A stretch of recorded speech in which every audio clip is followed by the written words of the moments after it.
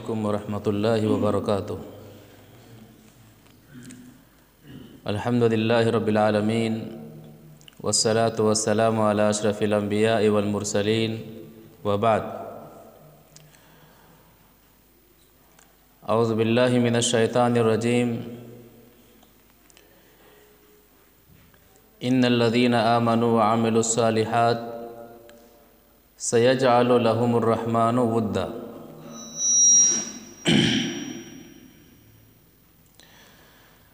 اللہ تعالیٰ کے محبوب بندے، پسندیدہ بندے، جن بندوں کو اللہ تبارک و تعالیٰ پسند فرماتا ہے، جن سے اللہ تبارک و تعالیٰ محبت کرتا ہے، اپنی رحمت کے آغوش میں رکھتا ہے، جن کی حفاظت اللہ تعالیٰ فرماتا ہے، کون لوگ ہیں؟ قرآن اور احادیث نبویہ کے اندر کئی لوگوں کی صفتوں کو بیان فرمایا ہے کہ کیسے لوگ اللہ تعالیٰ کے محبوب ہوتے ہیں، اللہ تعالیٰ کے پسندیدہ ہوتے ہیں۔ آج کے درس میں چند افراد کے تعلق سے معلوم کیا جائے گا، بیان کیا جائے گا کہ اللہ کی نظر میں اللہ کے محبوب بندے کون لوگ ہیں، چاہے اس کا تعلق مرد سے ہو، چاہے خواتین حضرات سے ہو۔ بسا اوقات ایسا ہوتا ہے کہ آدمی کی نظر میں آدمی کی کوئی اہمیت نہیں ہوتی ہے، ایک آدمی اس آدمی کو اپنی زندگی میں کوئی اہمیت نہیں دیتا ہے، کسی بھی معاملے میں اہمیت نہیں دیتا ہے، لیکن وہ شخص اللہ کی نظر میں بہت اونچا مقام رکھتا ہے، وہ شخص اللہ کی نظر میں بہت ہی اونچا مقام رکھتا ہے، بہت ہی اعلیٰ مقام رکھتا ہے۔ اللہ کے رسول صلی اللہ علیہ وسلم کے ایک مشہور صحابی حضرت عبداللہ بن مسعود رضی اللہ تعالیٰ عنہ، ان کے بارے میں آتا ہے کہ ان کا بدن دبلے پتلے بدن والے تھے۔ عبداللہ بن مسعود رضی اللہ تعالیٰ عنہ کی پنڈلیاں بالکل باریک تھی۔ تو ایک مرتبہ اللہ کے رسول صلی اللہ علیہ وسلم کو مسواک فراہم کرنے کے لیے پیلو کے درخت پر چڑھتے ہیں تاکہ مسواک توڑ لائیں، اللہ کے رسول صلی اللہ علیہ وسلم کے حوالے کریں۔ تو درخت پر چڑھتے ہیں تو صحابہ کرام رضوان اللہ علیہ مجمعین جو وہاں پر موجود ہوتے ہیں، عبداللہ بن مسعود رضی اللہ تعالیٰ عنہ کی پنڈلی کو دیکھ کر کے ہنسنے لگتے ہیں۔ ہنسنے کی وجہ کیا تھی کہ پنڈلی کتنی پتلی ہے، عبداللہ بن مسعود رضی اللہ تعالیٰ عنہ کتنے ہلکے پھلکے ہیں۔ اس موقع پر اللہ کے رسول صلی اللہ علیہ وسلم نے ایک جملہ کہا تھا، حدیث سے سمجھتے ہیں۔ وعن عبداللہ بن مسعود رضی اللہ تعالیٰ عنہ قال كنت اجتنی لرسول اللہ صلی اللہ علیہ وسلم من العراق فضحك القوم من دقة ساقي فقال النبي صلى الله عليه وسلم مما تضحكون فقالوا من دقة ساقيه فقال النبي صلى الله عليه وسلم والذي نفسي بيدي لهي أثقل في الميزان من أحد رواه الطبراني في المعجم الكبير۔ طبرانی شریف کے اندر یہ حدیث موجود ہے، صحیح حدیث ہے، شیخ البانی رحمہ اللہ نے صحیحہ کے اندر جگہ دی ہے۔ راوی حدیث حضرت عبداللہ بن مسعود رضی اللہ تعالی عنہ ہے۔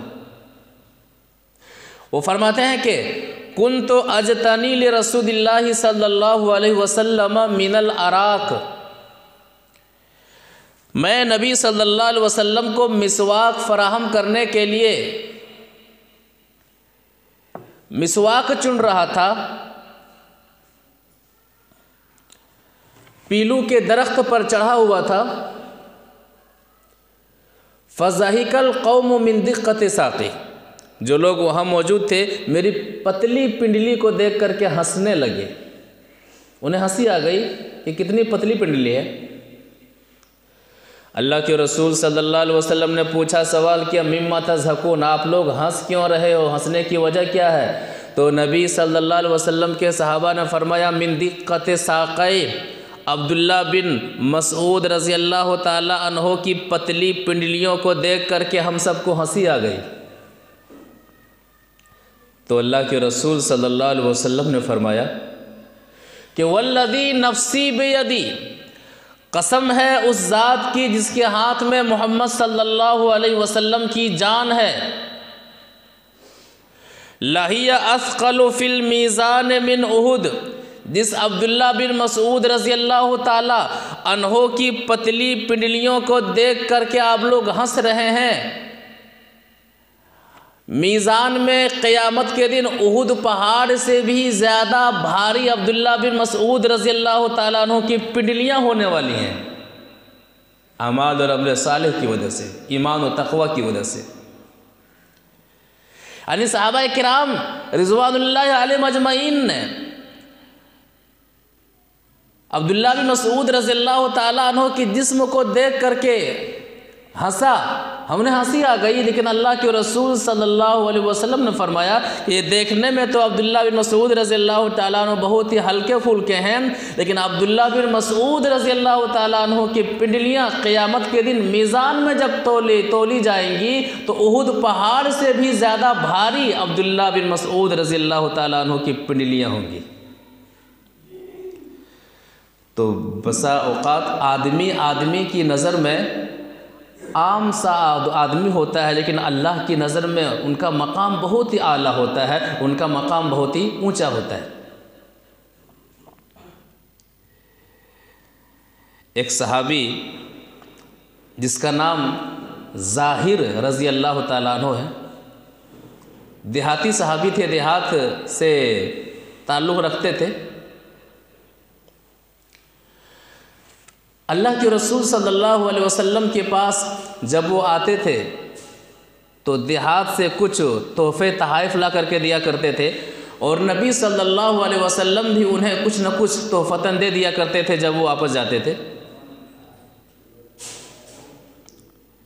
اور اللہ کے رسول صلی اللہ علیہ وسلم اس صحابی سے بہت زیادہ محبت کرتے تھے، دیکھنے میں اتنے خوبرو نہیں تھے، اتنے خوبصورت نہیں تھے، عام دیہاتی صحابی تھے، آتے تھے، تجارت کرتے تھے اور چلے جاتے تھے، یہی معمول تھا۔ اور نبی صلی اللہ علیہ وسلم ان سے مذاق بھی کیا کرتے تھے اور ان سے بہت محبت کرتے تھے۔ تو اللہ کے رسول صلی اللہ علیہ وسلم نے ایک موقع پر اس صحابی کو ان کی اہمیت کا احساس دلایا تھا، ایک حدیث سے سمجھتے ہیں۔ وعن انس بن مالک رضی اللہ تعالیٰ عنہ ان رجلا من البادیۃ کان اسمہ ظاہرہ وکان یہدی للنبی صلی اللہ علیہ وسلم الہدیۃ من البادیۃ فیجہزہ رسول اللہ صلی اللہ علیہ وسلم اذا اراد ان یخرج فقال النبی صلی اللہ علیہ وسلم ان ظاہرا بادیتنا ونحن حاضرو وکان النبی صلی اللہ علیہ وسلم یحبہ وکان رجلا دمیما فاتاہ النبی صلی اللہ علیہ وسلم یوما وهو یبیع متاعہ فاحتضنہ من خلفہ وهو لا یبصرہ فقال الرجل ارسل لی من ھذا فعرف فالتفت وعرف النبي صلى الله عليه وسلم فجعل لا يعلو ما ألصق ظهره بصدر النبي صلى الله عليه وسلم حين عرفه وجعل النبي صلى الله عليه وسلم يقول من يشتري العبد فقال يا رسول الله إذن والله تجدني كاسدا فقال النبي صلى الله عليه وسلم لكن عند الله لست بكاسد أو قال لكن عند الله أنت غال رواه احمد في مسندی۔ مسند احمد کے اندر یہ حدیث اسی طرح سے موجود ہے، راوی حدیث حضرت انس بن مالک رضی اللہ تعالیٰ عنہ ہے۔ وہ فرماتے ہیں کہ اللہ کے رسول صلی اللہ علیہ وسلم کہ ایک صحابی جس کا نام ظاہر تھا، زا الف ہارا ظاہر، اچھا نام ہے، صحابی کا نام ہے۔ لوگ کہتے ہیں یونیک نام بتائیے، کیا ہے یونیک؟ اب اس طرح سے یونیک نام نکال لیتے ہیں مولانا گوگل سے سرچ کر کے، تلاش کر کے، کہ اس یونیک نام کا معنی بتانے کے لیے ڈکشنریاں بھی مجبور ہو جاتی ہیں، ہاتھ اٹھا دیتی ہیں کہ ہم سے نہ ہو سکے گا۔ سیریل والا نام، یونیک نام، فلمی نام، نام رکھیے جس کا معنی صحیح ہو، یا پھر نام رکھیے شخصیت کے اعتبار سے، صحابی کا نام رکھیے، کیونکہ نام کا اثر زندگی میں ہوتا ہے، یہ حدیث میں ہے۔ تو ظاہر نام تھا، تو جب بھی وہ تجارت کے لیے مدینہ آیا کرتے تھے، دیہات سے مدینہ آیا کرتے تھے، تو نبی صلی اللہ علیہ وسلم کے لیے ہدیہ لایا کرتے تھے، تحفہ لایا کرتے تھے، اور جب واپس جایا کرتے تھے تو نبی صلی اللہ علیہ وسلم بھی کچھ نہ کچھ دیا کرتے تھے۔ اور اللہ کے رسول صلی اللہ علیہ وسلم کہا کرتے تھے کہ ظاہر میرے بھائی یہ ہمارے دیہاتی ساتھی ہیں اور ہم ان کے شہری ساتھی ہیں۔ وَكَانَ النَّبِيُّ صلی اللہ علیہ وسلم يُحِبُّ، نبی صلی اللہ علیہ وسلم ان سے بہت زیادہ محبت کرتے تھے، خوبرو نہیں تھے، لوگوں کی نظر میں وہ عام صحابی تھے۔ ایک دن آتے ہیں، سامان بیچ رہے ہوتے ہیں، تو پیچھے سے نبی صلی اللہ علیہ وسلم آتے ہیں، فَاحْتَزَنَهُ مِنْ خَلْفِهِ وَهُوَ لَا يُبْصِرُهُ، پیچھے سے نبی صلی اللہ علیہ وسلم آتے ہیں اور پیچھے سے حضرت ظاہر رضی اللہ تعالیٰ عنہ کو پکڑ لیتے ہیں۔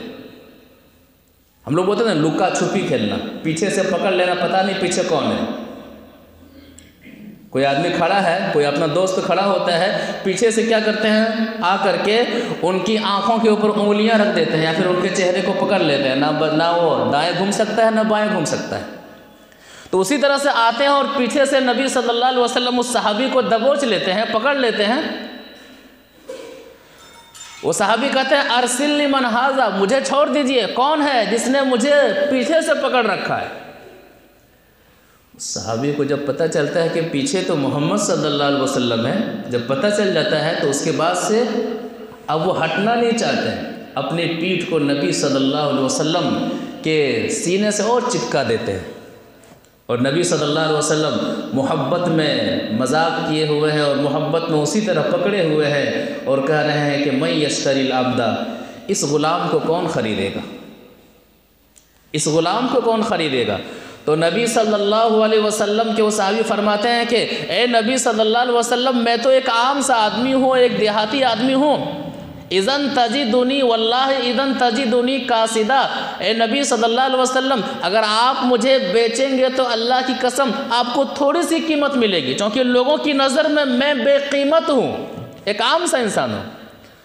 معاشرے میں بھی ایسے لوگ ہوتے ہیں جو لوگوں کی نظر میں عام ہوتے ہیں، لیکن نمازی ہوتے ہیں، پرہیزگار ہوتے ہیں، اللہ والے ہوتے ہیں، مسجد میں آتے ہیں، جاتے ہیں، عبادتیں کرتے ہیں، لیکن لوگوں کی نگاہیں اس پر ٹکتی نہیں، کیونکہ اس کو اہمیت ہی نہیں دیتے۔ بالکل وہی معاملہ سمجھیے۔ تو صحابی کہتے ہیں کہ میں تو عام انسان ہوں، اگر آپ مجھے بیچیں گے تو بھی آپ کو کم قیمت ملنے والا ہے۔ تب نبی صلی اللہ علیہ وسلم فرماتے ہیں کہ ظاہر لیکن عند اللہ لست بقاصد، اللہ کی نظر میں آپ بے قیمت نہیں ہیں، کم قیمت والے نہیں ہیں، بلکہ راوی حدیث کہتے ہیں کہ نبی صلی اللہ علیہ وسلم نے فرمایا کہ ظاہر لیکن عند اللہ انت غال، اللہ کی نظر میں آپ بہت قیمتی ہیں، اللہ کی نظر میں آپ بہت محبوب ہیں، اللہ کی نظر میں آپ بہت ہی زیادہ پسندیدہ ہیں، اللہ کی نظر میں آپ چرچت ہیں، آپ مشہور ہیں۔ یہ اور بات ہے کہ آپ کی نظر میں آپ کا یہ کہنا ہے کہ لوگ مجھے کم قیمت میں خریدیں گے، لیکن ظاہر اللہ کی نظر میں آپ بہت اونچا مقام رکھتے ہیں۔ تو آدمی بسا اوقات آدمی کی نظر میں عام آدمی ہوتا ہے، لیکن وہ اللہ کا محبوب بندہ ہوتا ہے، وہ اللہ کا پسندیدہ بندہ ہوتا ہے، وہ اللہ تعالیٰ کا مقرب بندہ ہوتا ہے۔ اسی طرح سے اللہ کا محبوب بندہ بننے کی انتہا، ایک حدیث سے ایک صحابی ہیں ابی بن کعب رضی اللہ تعالیٰ عنہ، ابی بن کعب رضی اللہ تعالیٰ عنہ سے ایک موقع پر نبی صلی اللہ علیہ وسلم فرماتے ہیں کہ ابی مجھے سورہ بینہ پڑھ کر کے سناؤ، لم یکن الذین کفروا من اہل الکتاب والمشرکین منفکین، کہتے ہیں یہ سورت مجھے پڑھ کر کے سناؤ، اور اس لیے سناؤ کہ اللہ نے کہا ہے، اللہ نے سنانے کے لیے کہا، اللہ نے کہا ہے کہ اپنے ساتھی ابی کے پاس جا کر کے آپ قرآن پڑھیے، ابی میں آپ کے پاس قرآن پڑھوں گا، آپ قرآن سنو۔ نبی صلی اللہ علیہ وسلم نے کہا کہ میں قرآن پڑھ رہا ہوں، آپ سنیے۔ کہا کیوں؟ کہا کہ اللہ نے کہا ہے۔ کس نے کہا ہے؟ اللہ نے کہا ہے۔ قرآن سے محبت، قرآن کی تلاوت۔ ہماری محبتیں کن سے ہیں؟ کتنا وقت قرآن کے لیے دیتے ہیں؟ ہماری مائیں اور بہنیں کتنا وقت قرآن کے لیے دیتی ہیں؟ اتنے اوپر سجا کے رکھتی ہیں کہ اسے نیچے کرنے میں سستی آتی ہے۔ قرآن کو اس قدر محفوظ جگہ پر رکھ دیا جاتا ہے کہ بس صرف گھر کی صفائی کے وقت وہاں سے نکالا جاتا ہے، الا ماشاء اللہ۔ کتنا وقت قرآن میں صرف ہوتا ہے، موبائل میں کتنا وقت صرف ہوتا ہے، گپ شپ میں، غیبت چغلی میں کتنا وقت صرف ہوتا ہے، غور کرنے والی بات ہے۔ ایک حدیث سے سمجھتے ہیں کہ صحابی کا معاملہ کیا تھا۔ وعن انس بن مالک رضی اللہ تعالیٰ عنہ قال قال رسول اللہ صلی اللہ علیہ وسلم لأبی ان اللہ امرنی ان اقرأ علیک القرآن قال اللہ سمانی قال نام فبکا، رواہ البخاری فی کتاب المناقب۔ بخاری شریف کی حدیث ہے، راوی حدیث ہے انس بن مالک رضی اللہ تعالیٰ عنہ ہے۔ وہ فرماتے ہیں کہ اللہ کے رسول صلی اللہ علیہ وسلم نے ابی رضی اللہ تعالیٰ عنہ سے فرمایا کہ ان اللہ امرنی ان اقرأ علیک القرآن، کہ ابی اللہ تعالیٰ نے مجھے حکم دیا ہے کہ میں آپ کے سامنے قرآن پڑھوں، میں آپ کو قرآن پڑھ کر کے سناؤں، اور قرآن میں سورہ بینہ پڑھ کر کے سناؤں۔ ابی رضی اللہ تعالیٰ عنہ نے فرمایا کہ اے اللہ کے رسول صلی اللہ علیہ وسلم، اللہ سمانی، کیا اللہ نے واقعی میرا نام لے کر کے کہا ہے؟ کہا ہاں، آپ کا نام لے کر کے کہا ہے کہ اے میرے نبی اپنے ساتھی ابی رضی اللہ تعالی عنہ کو آپ قرآن سنائیے۔ نبی سے کہا جا رہا ہے۔ یہ سن کر کے کہ اللہ نے میرا نام لیا ہے، اللہ کے پاس میرا اتنا اونچا مقام، اللہ کا میں اتنا محبوب بندہ ہوں۔ فجعل ابی یبکی، ابی رضی اللہ تعالیٰ عنہ زارو قطار رونے لگتے ہیں سن کر کے کہ اللہ نے میرا نام لیا ہے، اللہ نے میرا نام لے کر کے کہا ہے میرے محبوب صلی اللہ علیہ وسلم سے کہ قرآن پڑھ کر کے سنائیے۔ قرآن سے محبت کیجئے، قرآن کی تلاوت کیجئے، قرآن کو سمجھیے، قرآن کو سمجھ کر کے پڑھیے، قرآن کے مطابق عمل کیجئے، قرآن سے لگاؤ اتنا زیادہ ہو کہ دنیا کی کتابوں میں سب سے زیادہ وقت قرآن کو پڑھنے کے لیے دیجئے۔ قرآن پڑھیے، اس کے بعد سے دوسری کتابوں کا درجہ دیجئے۔ آپ جن دوسری کتابوں کا مطالعہ کرتے ہیں، جن کتابوں کے ذریعے سے اپنے اگزام کی تیاری کرتے ہیں، نیٹ کی تیاری کرتے ہیں، اس کے لیے کتنا وقت دیتے ہیں؟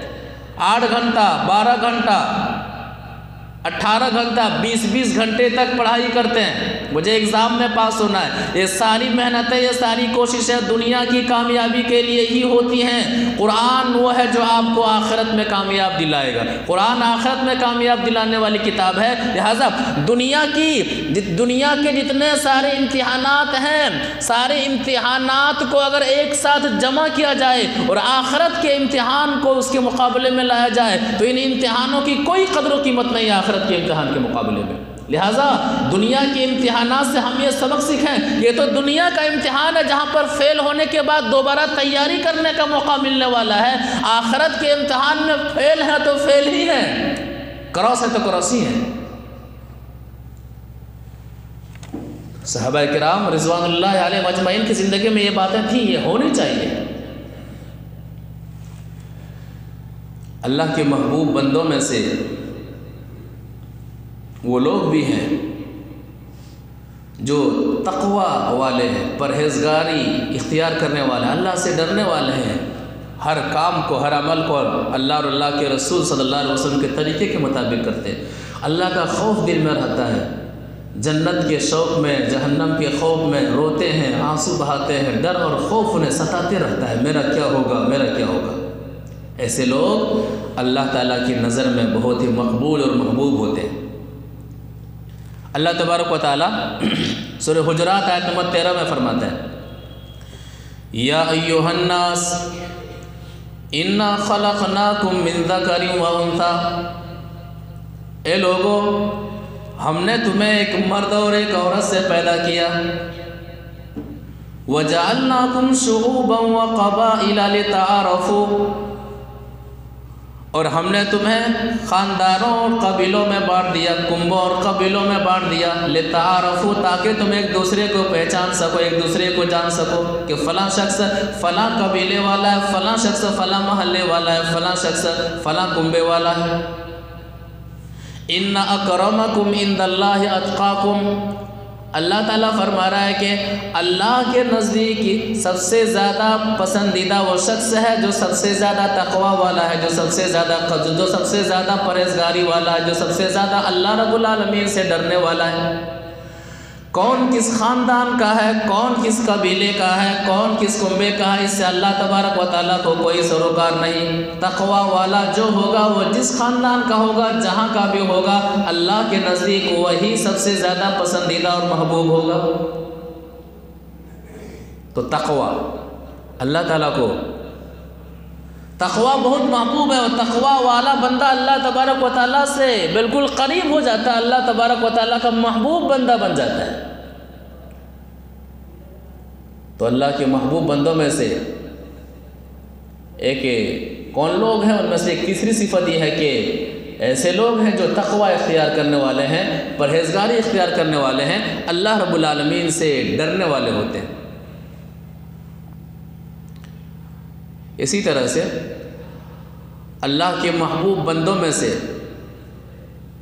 وہ بندے ہیں جو قرآن و حدیث کا علم رکھتے ہیں، جنہیں علماء کہتے ہیں، جو واقعی قرآن و حدیث کا علم رکھتے ہیں اور قرآن و حدیث کی تعلیم دیتے ہیں، آخرت کی یاد دہانی کرتے ہیں، جن کا مقصد لوگوں کو گمراہ کرنا نہیں ہوتا ہے، لوگوں کو قرآن و حدیث سے ہٹ کر کے باتیں بتانا نہیں ہوتا ہے، بلکہ قرآن و حدیث کی وہ تعلیم دینا مقصد ہوتا ہے، جو تعلیم و جو دین صحابہ کرام نے پھیلایا، جس دین پر صحابہ کرام نے عمل کیا۔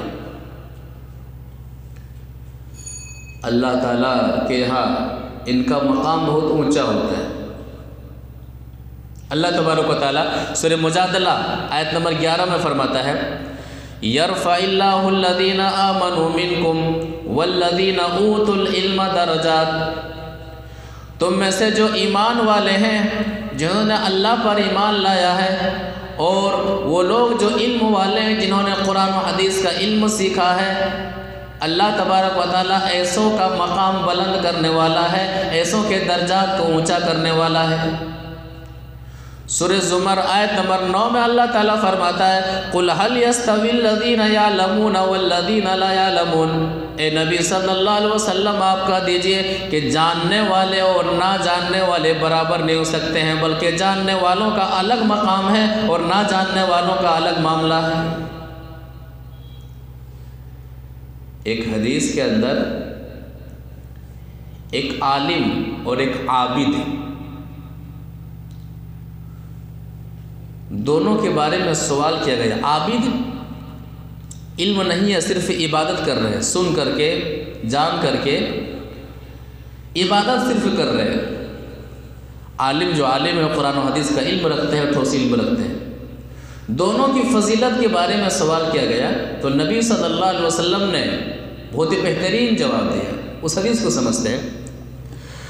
وعن ابی امامہ الباہلی رضی اللہ تعالیٰ عنہ قال ذکر لرسول اللہ صلی اللہ علیہ وسلم رجلان احدہما عابد والآخر عالم فقال رسول اللہ صلی اللہ علیہ وسلم فضل العالم علی العابد كفضلی علی ادناکم ثم قال رسول اللہ صلی اللہ علیہ وسلم ان اللہ وملائکتہ واہل السماوات والارض وحتى النملة في جهرها وحتى الحوت لا يصلون على معلم الناس الخير رواه الترمذی في کتاب العلم. ترمذی شریف کے اندر کتاب العلم میں یہ حدیث موجود ہے. راوی حدیث جیسا کہ پتہ چلا حضرت ابو امامہ الباہلی رضی اللہ تعالیٰ عنہ ہے. وہ فرماتے ہیں کہ نبی صلی اللہ علیہ وسلم کے سامنے دو لوگوں کا تذکرہ کیا گیا، عابد کے بارے میں اور عالم کے بارے میں. عابد جو عبادت کرنے والا ہو، سنا عبادت کرنا شروع کر دیا. عالم جو قرآن و حدیث کا علم رکھنے والا ہو. دونوں کی فضیلت کے بارے میں سوال کیا گیا کہ دونوں کے معاملے میں آپ کیا فرماتے ہیں؟ تو نبی صلی اللہ علیہ وسلم نے فرمایا کہ فضل العالم علی العابد کا فضلی علی ادناکم. عالم کی فضیلت عابد پر. عابد فرض کا پابند ہے، نوافل کا پابند ہے، اذکار کا پابند ہے، عبادت کرنے والا ہے. تو فضل العالم علی العابد کا فضلی علی ادناکم. کہا کہ جس طرح سے ایک عام صحابی اور نبی صلی اللہ علیہ وسلم دونوں کے مقابلے میں جو فضیلت ہے، ایک عام صحابی اور محمد صلی اللہ علیہ وسلم کے مقابلے میں محمد صلی اللہ علیہ وسلم کی جو فضیلت ہے، محمد صلی اللہ علیہ وسلم کا جو مقام ہے، اسی طرح سے ایک عام عابد اور عالم کے مقابلے میں عابد پر عالم کی اسی طرح سے فضیلت ہے. ایک عابد پر عالم کا وہی مقام ہے جو مقام ایک عام صحابی کے مقابلے میں محمد صلی اللہ علیہ وسلم کا ہے. علم آدمی کو، قرآن و حدیث کا علم آدمی کو اللہ کا محبوب بنا دیتا ہے، آدمی کو اللہ کا مقرب بنا دیتا ہے. اس کے بعد سے اللہ کے رسول صلی اللہ علیہ وسلم فرماتے ہیں کہ ان اللہ وملائکتہ واہل السماوات والارض، کہ اللہ اور اللہ کے فرشتے، آسمان والے اور زمین والے، حتی النملۃ فی جہرہا، یہاں تک کہ بلوں کے اندر چونٹیاں، وحتی الحوت، اور یہاں تک کہ سمندر کے اندر مچھلیاں، لا یصلون علی معلم الناس الخیر، ایک عالم کے لیے رحمت کی دعائیں کرتے ہیں، بخشش کی دعائیں کرتے ہیں، لوگوں کو بھلائی بتانے والوں کے لیے دعائیں کرتے ہیں، ان کے لیے استغفار کرتے ہیں. تو اللہ کے محبوب بندوں میں سے ایک ایسے بندے بھی ہیں جو قرآن و حدیث کا ٹھوس علم رکھتے ہیں، جو قرآن و حدیث کی تعلیم دیتے ہیں. لہٰذا آدمی کو چاہیے کہ قرآن و حدیث کا ٹھوس علم حاصل کرے، قرآن و حدیث سے وہ عملی محبت کرے اور قرآن و حدیث کو سیکھنے کا للک اس کے اندر ہو. اللہ کے محبوب بندوں میں سے وہ لوگ ہیں جو مصیبت کے وقت صبر سے کام لیتے ہیں. ایک حدیث کے اندر اللہ کے رسول صلی اللہ علیہ وسلم نے ایک بہت ہی بہترین بات بتائی اور عجیب بات بتائی ہے کہ اللہ نے ایک آدمی کے بارے میں کہا دیا کہ فلاں شخص کا مقام جنت میں اتنا اونچا ہے، جنت میں فلاں شخص کا مقام بہت ہی اونچا ہے، فلاں جگہ پر فلاں شخص کا مقام جنت میں. اب وہ آدمی، اس آدمی کا عمل اس قابل نہیں ہے کہ وہ عمل کی بنیاد پر جنت میں اس مقام کو پا سکتا ہے جس مقام پر اللہ تبارک و تعالیٰ نے واضح کر دیا، جس مقام کے تعلق سے کہ فلاں بندہ جنت کے فلاں درجے پر رہے گا. تو اللہ تعالیٰ کیا کرتا ہے؟ جب عمل کر کے اس مقام تک پہنچنے کی بات نہیں ہوتی، عمل کے ذریعے سے اس مقام تک نہیں پہنچاتا ہے، تو اللہ تعالیٰ اسے آزماتا ہے، اسے دنیا میں آزمائش میں ڈالتا ہے، مصیبتوں میں ڈالتا ہے. اور جب وہ صبر کرتا ہے تو صبر کرنے کی وجہ سے جو نیکیاں ملتی ہیں، جو ثواب ملتا ہے، تو صبر کرنے کی نیکیوں کو ملا کر کے اور ان کے عمل کی نیکیوں دونوں کو ملا کر کے اللہ تبارک و تعالیٰ اس مقام تک پہنچا دیتا ہے، اس مقام کو عطا کر دیتا ہے۔ یہ اللہ تعالیٰ کی اس محبت، اس بندے سے محبت کی دلیل ہے کہ کس قدر اللہ تعالیٰ اس بندے سے محبت کرتا ہے کہ جنت میں اونچا مقام دینے کے لیے دنیا کے اندر نیکیاں دینے کے بہانے اللہ تعالیٰ انہیں دے دیتا ہے۔ ایک حدیث سے سمجھتے ہیں۔ وعن ابی زرعہ رضی اللہ تعالیٰ عنہ قال قال رسول اللہ صلی اللہ علیہ وسلم ان الرجل لیکون له عند اللہ المنزلة فما يبلغها بعمل فما يزاد اللہ يبتلیہ بما یکرہ حتی یبلغه ایاہا۔ رواہ ابن حبان فی صحیح، ابن حبان کی حدیث ہے، راوی حدیث ہے ابو زرعہ رضی اللہ تعالیٰ عنہ ہے۔ وہ فرماتے ہیں کہ نبی صلی اللہ علیہ وسلم نے فرمایا کہ ان الرجل لیکون له عند اللہ المنزلہ، آدمی کا مقام اللہ کی نظر میں بہت ہی اونچا ہوتا ہے، فما یبلغها بعمل، لیکن عمل کے ذریعے سے اس مقام کو وہ نہیں پا سکتا ہے۔ جنت میں جو مقام عطا کیا، اللہ کی نظر میں جو مقام و مرتبہ اس بندے کا ہے، اس بندے کا عمل اس مقام تک اسے پہنچا نہیں پاتا ہے، تو اللہ تعالیٰ کیا کہتا ہے کہ اللہ تعالیٰ کیا کرتا ہے کہ فما یزاد اللہ یبتلیہ بما یکرہ، اس بندے کو دنیا میں آزمائش میں ڈال دیتا ہے، آزمائش میں ڈال دیتا ہے، دنیا کی پریشانیوں میں انہیں ڈال دیتا ہے۔ اب وہ بندہ صبر کرتا ہے، آزمائش میں، پریشانیوں میں، مصیبتوں میں اللہ کو بھولتا نہیں ہے، ایمان اور عمل صالح کو بھولتا نہیں ہے، ایمان اور عمل صالح کو لگائے رکھتا ہے اپنے سینوں سے اور صبر کرتے رہتا ہے، صبر کا دامن چھوڑتا نہیں ہے، حتی یبلغہ ایاہا، یہاں تک کہ اللہ تبارک و تعالیٰ اس بندے کو اس مقام تک پہنچا دیتا ہے۔ یہ اللہ تعالیٰ کا اس بندے سے محبت کی دلیل ہے۔ اور ایک عام سی بات حدیث کے اندر بھی بتائی گئی ہے کہ جو بندہ دین کی خاطر جتنی پریشانیاں اٹھائے گا، اس بندے کا مقام اللہ تعالیٰ کے یہاں اتنا ہی اونچا ہوتا جائے گا۔ جو بندہ دین کی خاطر جتنی مصیبتیں اٹھائے گا، وہ بندہ اللہ تعالیٰ کا اتنا ہی محبوب بندہ بنتا چلا جائے گا، اتنا ہی پسندیدہ بندہ بنتا چلا جائے گا۔ یہ بہت ہی اہم بات ہے، اس نقطے کو یاد رکھا جائے۔ دین کی خاطر، دین کے لیے پریشانی اٹھانا، مصیبتیں اٹھانا، ہم لوگ پیچھے ہٹ جاتے ہیں، سیکولرزم کا معاملہ ہمارے زندگی میں ہوتا ہے۔ دین کی خاطر آزمائش میں مبتلا ہیں، پریشانی میں مبتلا ہیں، کبھی گھر والوں سے تانا سنتے ہیں، کبھی محلے والوں سے تانا سنتے ہیں، کبھی فلاں سے تانا سنتے ہیں، لیکن اب ڈٹے ہوئے ہیں، اللہ کی خاطر ڈٹے ہوئے ہیں۔ اللہ تعالیٰ آپ سے بہت زیادہ محبت کرتا ہے، بے انتہا محبت کرتا ہے، اور اس سے بڑھ کر اور کیا چاہیے۔ ایک حدیث سے سمجھتے ہیں۔ وعن فضالة بن عبید ان رسول اللہ صلی اللہ علیہ وسلم كان اذا صلى بالناس يخر رجال من قامتهم في الصلاة من الخصاصة حتى تقول الأعراب هؤلاء مجانين أو مجانون، فإذا صلى رسول الله صلى الله عليه وسلم انصرف إليهم فقال لو تعلمون ما لكم عند الله لا حببتم أن تزدادوا فاقة وحاجة. قال فضالة وأنا يومئذ مع رسول الله صلى الله عليه وسلم. رواه الترمذي في أبواب الزهد. ترمذی شریف کے اندر کتاب الزہد میں یہ حدیث موجود ہے۔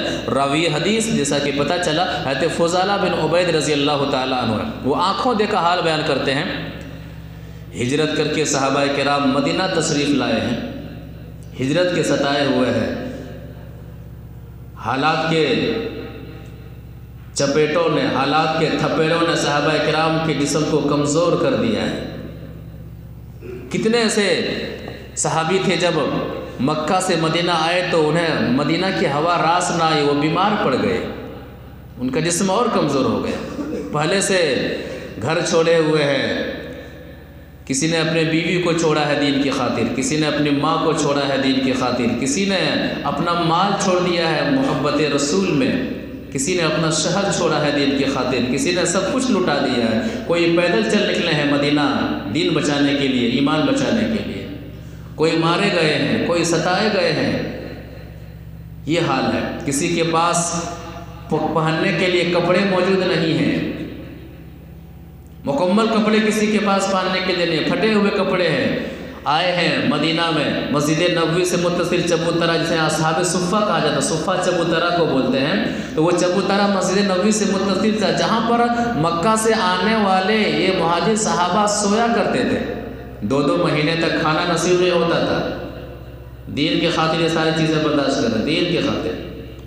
اسی چیز کو اس حدیث کے اندر بیان کیا گیا ہے کہ 2 مہینے تک کھانا نصیب نہیں ہوتا تھا صحابہ کرام کو۔ حضرت فضالہ بن عبید رضی اللہ تعالیٰ عنہ فرمانے لگے کہ معاملہ کیا تھا، نماز کی جب بات آتی تھی تو معاملہ کیا تھا کہ کس حالت میں صحابہ کرام نماز پڑھتے تھے کہ اذا صلی بالناس یخر رجال من قامتهم فی الصلاة من الخصاصہ۔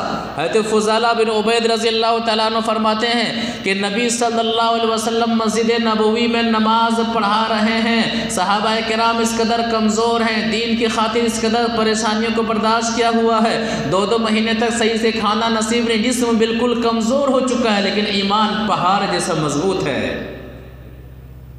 معاملہ کیا تھا، کس قدر کمزور تھے؟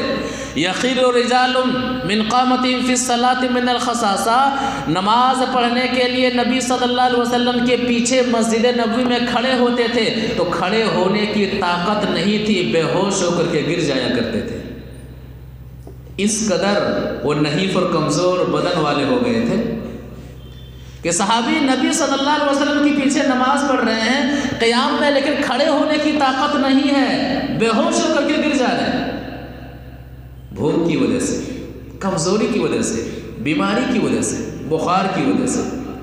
ہم نماز پڑھتے ہیں، مومن ہیں، قرآن و حدیث والے ہیں، ہمارا ایمان اتنا کمزور ہے کہ مؤذن الصلاۃ خیر من النوم جب کہتا ہے کہ لوگوں نیند سے بہتر نماز ہے، ہمارا ایمان اتنا کمزور ہے کہ ہمارا ایمان اتنا کمزور ہے کہ ہم اپنے بستر سے اٹھنے کی طاقت نہیں، ہمارے ایمان کے اندر اتنی طاقت نہیں ہے کہ ہمیں اپنے بستر سے اٹھا دے، ہمارے ایمان کے اندر اتنی طاقت نہیں ہے کہ ہمارے اوپر پڑے ہوئے لحاف کو ہم سے دور کر دے، ہمیں مسجد کی طرف آنے پر مجبور کر دے، ہماری ماں اور بہنوں کو یا پھر مرد حضرات کو نماز پڑھنے کے لیے اٹھنے پر مجبور کر دے۔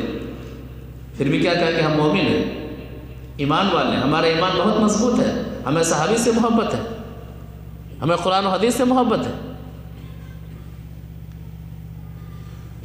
دین کی خاطر پریشانیاں کہ حالت قیام میں کھڑے ہونے کی طاقت نہیں ہے، قیام کی طاقت نہیں ہے، بے ہوش ہو کر کے گر جاتے ہیں۔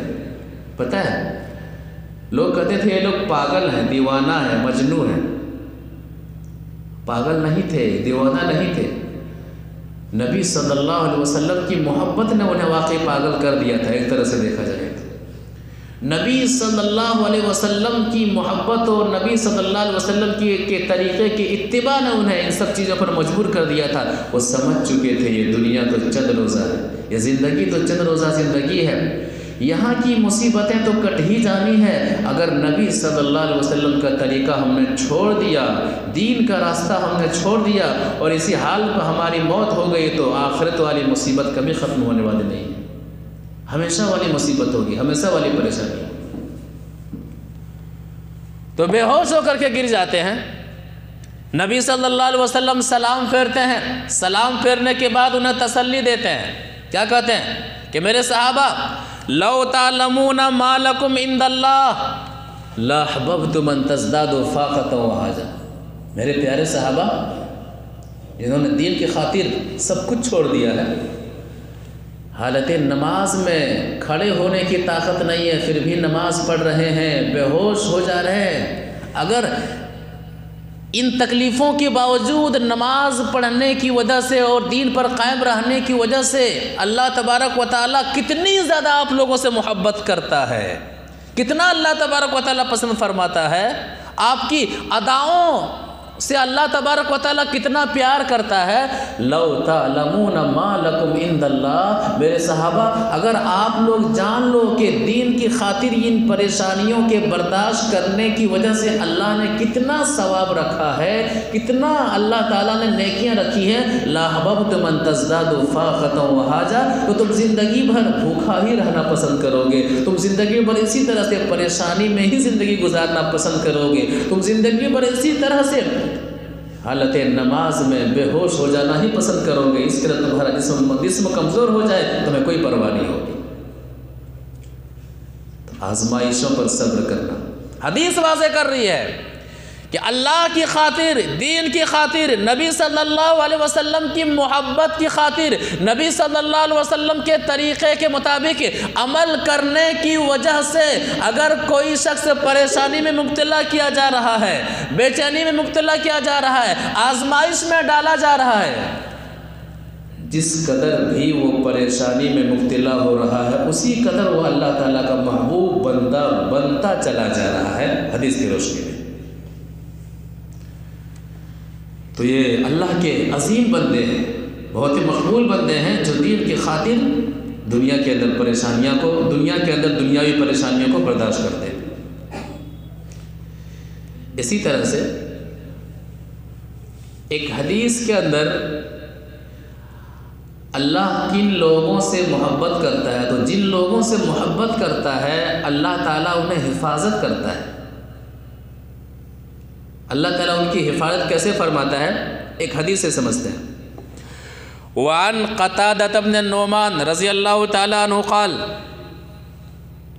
قال رسول اللہ صلی اللہ علیہ وسلم اذا احب اللہ عبدا حماه الدنیا كما يظل احدكم يحمي سقيمه الماء رواہ الترمذی فی ابواب الطب. ترمذی شریف کی حدیث ہے، راوی حدیث ہے تھے قتادہ بن نعمان رضی اللہ تعالیٰ عنہ ہیں.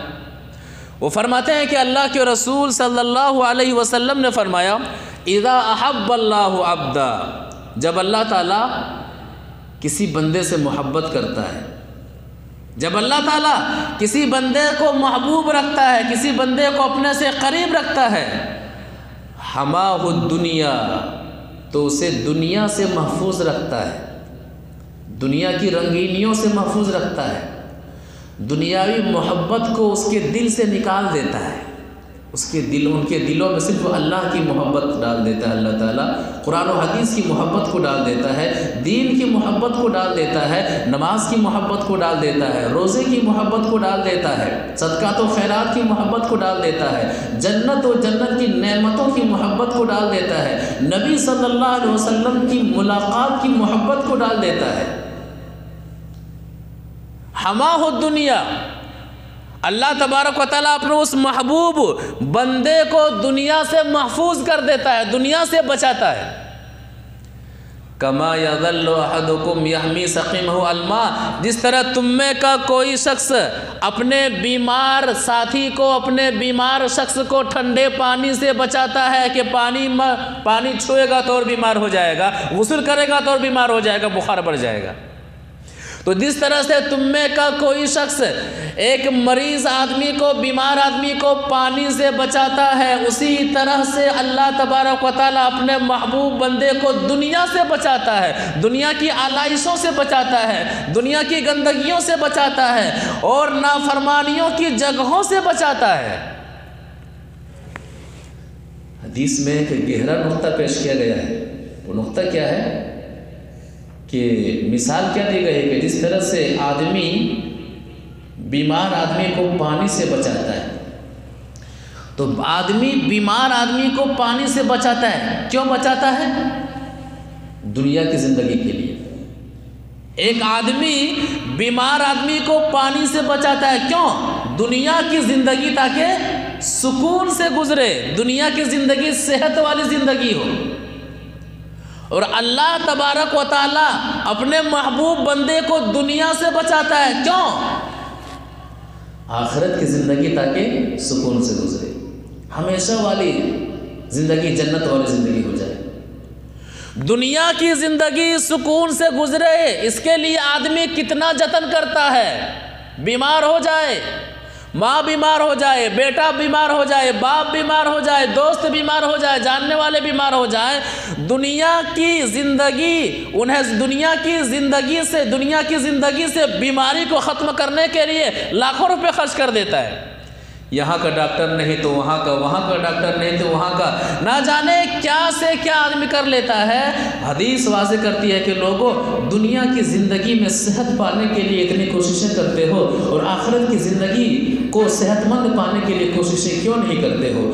دنیا کی بیمار زندگی سے بچنے کے لیے ڈاکٹر کے مطابق دوا کھاتے ہو، تو آخرت کی زندگی کو کامیاب بنانے کے لیے نبی صلی اللہ علیہ وسلم کے طریقے کے مطابق کیوں نہیں عمل کرتے ہو؟ دنیا میں اپنی صحت کو برقرار رکھنے کے لیے آپریشن تک کروا لیتے ہو۔ ڈاکٹر ڈاکٹر اگر کہہ دے یہ سامان نہیں کھانا ہے، صحت مندی میں آپ کا وہ پسندیدہ کھانا تھا، اس سامان کو کھانا آپ چھوڑ دیتے ہو۔ نبی صلی اللہ علیہ وسلم نے کہہ دیا ہے یہ آپ کے لیے حلال ہے، یہ آپ کے لیے حرام ہے، حرام کھاؤ گے تو جہنم میں چلے جاؤ گے۔ ڈاکٹر کے کہنے کے مطابق محبوب کھانا، حلال کھانا چھوڑ دیتے ہو دنیا کی زندگی پانے کے لیے، اور اللہ کے رسول صلی اللہ علیہ وسلم کے کہنے کے مطابق تم حرام کھانا کیوں نہیں چھوڑتے ہو جنت کو پانے کے لیے؟ اللہ کا محبوب بندہ، جو اللہ کا محبوب بندہ ہوتا ہے، اللہ تعالیٰ انہیں دنیا سے بے رغبتی پیدا کر دیتا ہے۔ آخرت کی محبت، دین کی فکر، میں اب کامیاب کیسے ہو جاؤں، میری فیملی کامیاب کیسے ہو جائے، میں نمازی ہوں تو میری بیوی نمازی ہے کہ نہیں، میرے بچے نمازی ہیں کہ نہیں، میری بیٹیاں نمازی ہیں کہ نہیں، میرے گھر والے نمازی ہیں کہ نہیں، میرے بھائی نمازی ہیں کہ نہیں، میں توحید والا ہوں تو میری فیملی توحید والی ہے کہ نہیں ہے۔ اس فکر میں ان کی زندگی گزرتی ہے۔ میں دین کا کام کیسے کروں، اس فکر میں زندگی گزرتی ہے۔ میں لوگوں کو توحید کی دعوت کیسے دوں، میں کیسے اپنے آپ کو اللہ کے حوالے کروں، کیسے اللہ تعالیٰ مجھے چن لے، صرف یہی سوال دل میں کھٹکتے رہتا ہے۔ ایسا ہے تو ہما ہو دنیا، گویا کہ ایسے شخص کو اللہ تعالیٰ نے دنیا سے محفوظ رکھا ہے اور آخرت کی محبت ڈال دیا ہے، اپنی محبت کو اللہ تبارک و تعالیٰ ڈال دیا ہے، اور اللہ تعالیٰ اس بندے سے محبت کرتا ہے۔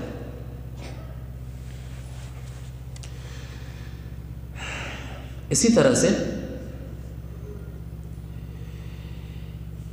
اللہ تعالیٰ بندے سے محبت کرتا ہے، اس کی ایک نشانی یہ بھی بتائی گئی ہے کہ اللہ تبارک و تعالیٰ اس بندے کی محبت کو لوگوں میں عام کر دیتا ہے۔ لوگ اس بندے سے محبت کرتے ہیں ایمان کی بنیاد پر، عمل صالح کی بنیاد پر، حسن اخلاق کی بنیاد پر۔ اللہ تبارک و تعالیٰ سورہ مریم آیت نمبر 96 میں فرماتا ہے ان الذین آمنوا وعملوا الصالحات، جو لوگ ایمان لائے اور عمل صالح کیے، قرآن و حدیث کے مطابق جنہوں نے عمل کیا، سَيَجْعَلُ لَهُمُ الرَّحْمَنُ وُدًّا، ایسوں کے لیے اللہ تبارک و تعالیٰ لوگوں کی محبت ان کے دلوں میں ڈال دیتا ہے، ان کی محبت کو لوگوں کے دلوں میں ڈال دیتا ہے۔ لوگ ایمان کی بنیاد پر، عمل صالح کی بنیاد پر ان سے محبت کرنے لگتے ہیں۔ ایمان پر بندہ ڈٹا رہتا ہے، عمل صالح کی بنیاد پر، عمل صالح پر بندہ ڈٹا رہتا ہے۔ عمل کریں گے تو طریقہ رسول کے مطابق ہی عمل کریں گے۔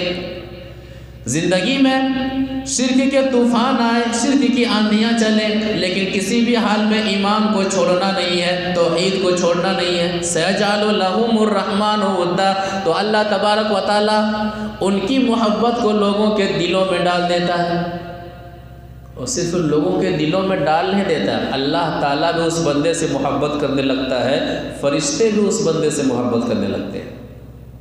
یہ بہت ہی اہم معاملہ ہے، بہت ہی اللہ تعالیٰ کے یہاں مقام پانے کے لیے بڑی خوش نصیبی والی بات ہے۔ ایک حدیث سے سمجھتے ہیں، وعن ابی ہریرہ رضی اللہ تعالیٰ عنہ قال قال رسول اللہ صلی اللہ علیہ وسلم اذا احب اللہ العبد نادى جبریل فقال ان اللہ يحب فلانا فاحببه فيحبه جبریل فينادي جبریل في السماء ان اللہ يحب فلانا فاحبوه فيحبه اهل السماء ثم يوضع له القبول في الارض۔ رواہ البخاری فی کتاب بدء الخلق۔ بخاری شریف کے اندر یہ حدیث موجود ہے. راوی حدیث حضرت ابو ہریرہ رضی اللہ تعالیٰ عنہ، وہ فرماتے ہیں کہ نبی صلی اللہ علیہ وسلم نے فرمایا ان اللہ اذا احب العبد، جب اللہ تعالیٰ کسی بندے سے محبت کرتا ہے، ہم اللہ سے محبت کریں یہ عام سی بات ہے، لیکن اللہ تعالیٰ کسی بندے سے محبت کرے یہ بہت بڑی بات ہے. اس سے بڑی بات اور اس سے بڑی کامیابی نہیں ہو سکتی. یاد رکھیے ہم اس قابل بنیں کہ اللہ مجھ سے محبت کرے. ہر شخص دعویٰ کرتا ہے کہ میں اللہ سے محبت کرتا ہوں، اللہ سے محبت کرتا ہوں، لیکن اللہ کہے کہ میں فلاں بندے سے محبت کرتا ہوں، یہ مقام محبت کا سب سے اعلیٰ اور سب سے اونچا مقام ہے، اور یہ محبت جنہیں حاصل ہو جائے وہ کامیاب ہے. مقصد حیات میں وہ شخص کامیاب ہے، فوز و فلاح پانے والا ہے. تو جب اللہ تعالیٰ کسی بندے سے محبت کرتا ہے تو اظہار بھی کرتا ہے. اور اظہار کہاں کرتا ہے؟ سب سے پہلے اللہ تعالیٰ محبت کا اظہار فرشتوں کے سردار جبرائیل علیہ السلام کے پاس کرتا ہے. بلاتا ہے کہ جبریل میں فلاں بندے سے محبت کرتا ہوں. کیا معاملہ ہوگا کہ اللہ تعالیٰ اس بندے کا نام لے کہ میں عبداللہ، عبدالرحمن فلاں فلاں بندے سے محبت کرتا ہوں. اللہ تعالیٰ ہم سب کو ایسے لوگوں میں شامل فرما کہ اللہ تعالیٰ نام لے کر کے کہے کہ جبریل میں فلاں بندے سے محبت کرتا ہوں.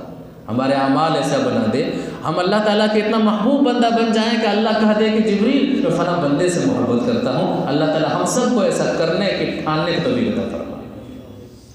تو سب سے پہلے محبت کا اظہار اللہ تعالیٰ کرتا ہے جبریل علیہ السلام کے پاس، میں فلاں بندے سے محبت کرتا ہوں. کرنا کیا ہے؟ جبریل میں فلاں بندے سے محبت کرتا ہوں، فاحببہ، تو بھی محبت کر. محبت کہ جبریل میں فلاں بندے سے محبت کرتا ہوں تو بھی محبت کر.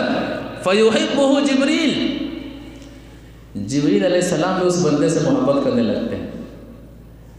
اب کیا کرتے ہیں؟ اب جبرائیل علیہ السلام بھی محبت کا اظہار کرتے ہیں. کن سے کرتے ہیں؟ آسمان میں جتنے فرشتے موجود ہیں سب سے محبت کا اظہار کرتے ہیں. کیا کہتے ہیں؟ کہ ان اللہ یحب فلانا فاحبوہ. اے فرشتوں، اللہ تعالیٰ زمین کے اوپر چلنے والے فلاں بندے سے محبت کرتا ہے، آپ سب اس بندے سے محبت کرو. فَيُحِبُّهُ أَهْلُ السَّمَاءِ، پورا آسمان اس بندے سے محبت کا اظہار کرتا ہے. پورا کا پورا آسمان اللہ کے اس مقرب بندے سے محبت کا اظہار کرتا ہے. اللہ بھی محبت کرتا ہے، فرشتے سارے کے سارے فرشتے محبت کرتے ہیں.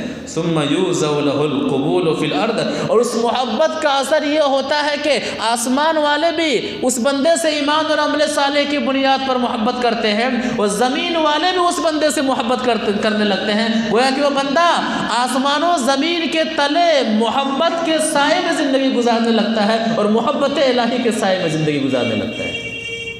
یہ مرتبہ بلند ملا جس کو مل گیا، ہر مدعی کے واسطے دار و رسن کہا. کوشش کیجئے کہ ہمیں وہ عمل کریں، وہ کام کریں کہ میں اللہ کا محبوب بندہ بن جاؤں. اللہ تعالیٰ کہے کہ میں فلاں بندے سے محبت کرتا ہوں.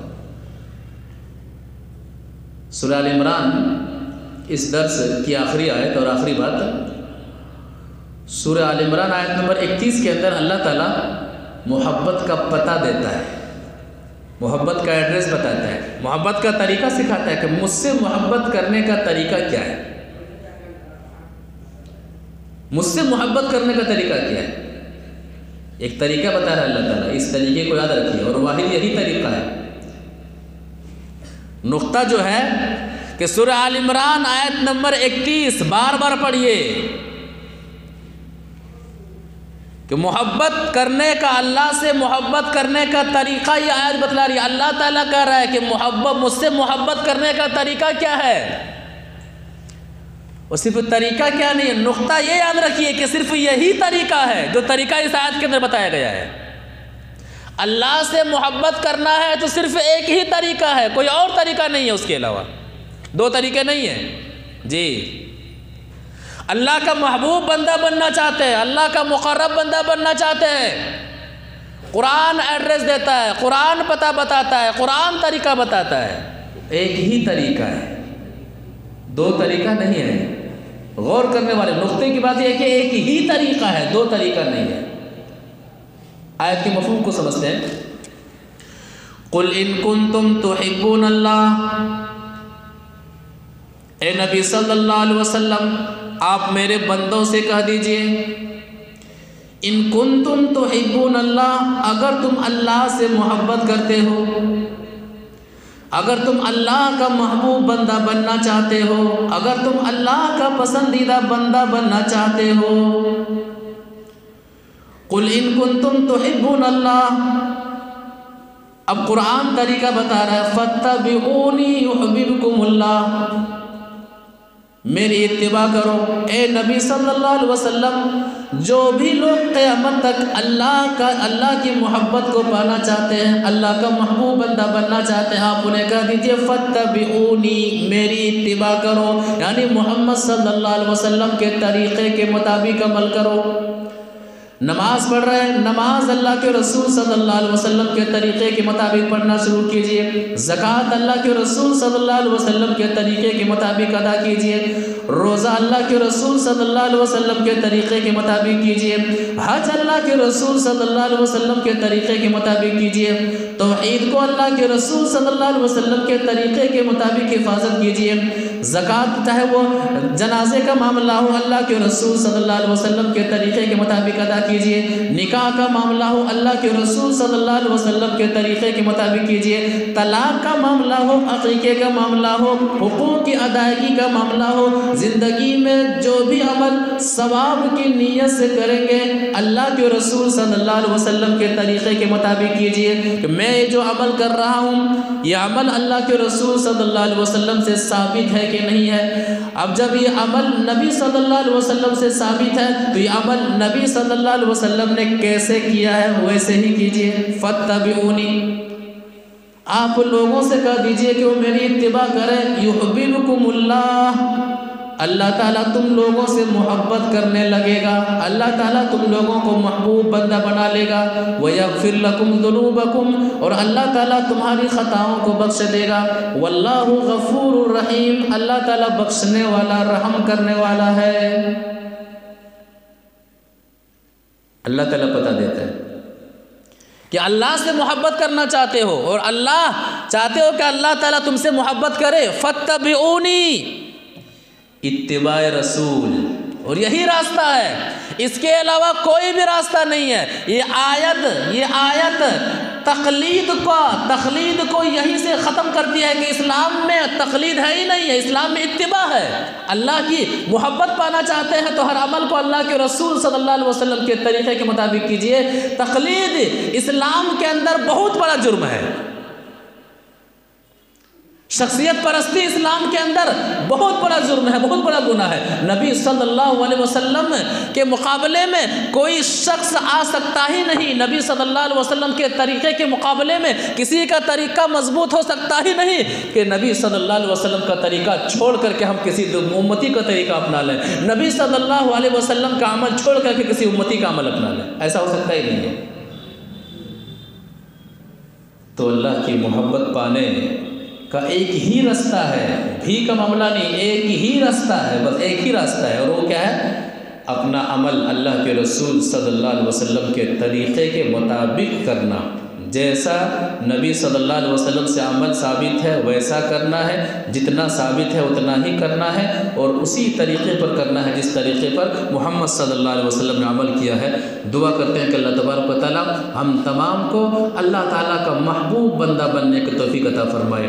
اللہ تعالیٰ کا محبوب بندہ بننے کے لیے اللہ نے ہمیں جو طریقہ بتایا ہے اتباع رسول، کہ ہر عمل کو نبی صلی اللہ علیہ وسلم کے طریقے کے مطابق کرنا، ہمیں اس راستے کو اپناتے ہوئے اپنی زندگی میں عمل کرنے کو توفیق عطا فرمائے۔ پروردگارہ جو لوگ قرآن و حدیث کے مطابق عمل کر رہے ہیں ان کے عمل کو تو قبول فرما اور مزید عمل کرنے کو توفیق عطا فرما۔ جو نمازوں کے پابند ہیں پروردگارہ ان کی نمازوں میں خضوع پیدا فرما، اور جو نمازوں سے دور ہے، قرآن و حدیث سے دور ہے اور دیگر اعمال سے نیک اعمال سے دور ہیں پروردگارہ تو ان کے دلوں میں موت کا خوف پیدا فرما، قبر کی تنہائی کا ڈر پیدا فرما، میدان محشر کا خوف پیدا فرما، جہنم کی خطرناکی کا خوف پیدا فرما، جنت کا شوق پیدا فرما اور زیادہ سے زیادہ نیکیاں کرنے کو توفیق عطا فرمائے۔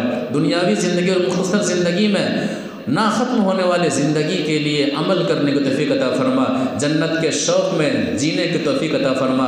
پروردگارہ ہم میں سے جو بیمار ہیں انہیں شفا عطا فرما، جو پریشان حال ہیں تو ان کی پریشانی کو دور فرما، جو مقروض ہیں تو ان کا قرضہ ادا کر دے، آمین یا رب العالمین۔